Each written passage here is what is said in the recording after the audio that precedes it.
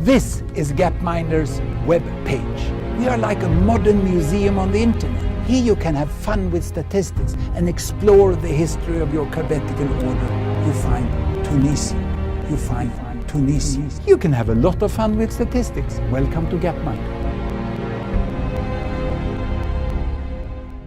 Let me tell you the history of Tunisia in Algeria in just 2 minutes using this graphics. These two bubbles are the two countries. Here I show the income per person in dollar, in purchasing power parity dollars. $1,000 per person, 10,000 or more. It means rich this direction, poor this direction. And here I show the health of the population, the length of life, 40 years, 60 years, 80 years. 1956, both Tunisia and Algeria were poor and sick in this corner. Let's see what happened after independence. Here we go. I start time, and you can see how Tunisia started to get healthier. This was the war of independence in Algeria, but then Algeria follows towards a healthier life, and Algeria is a little richer than Tunisia.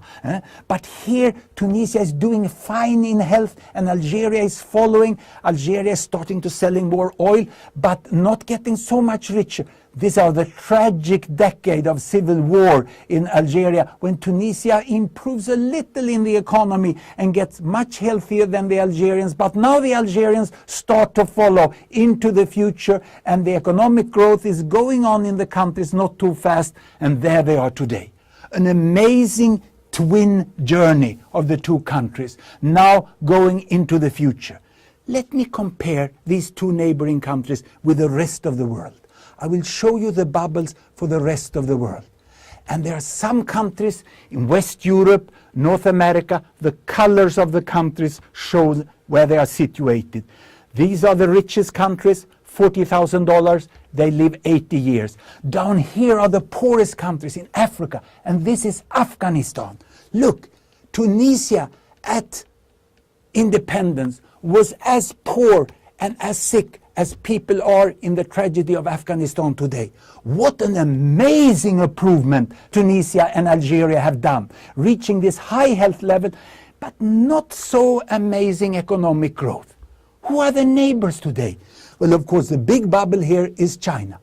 Tunisia is like the average of China.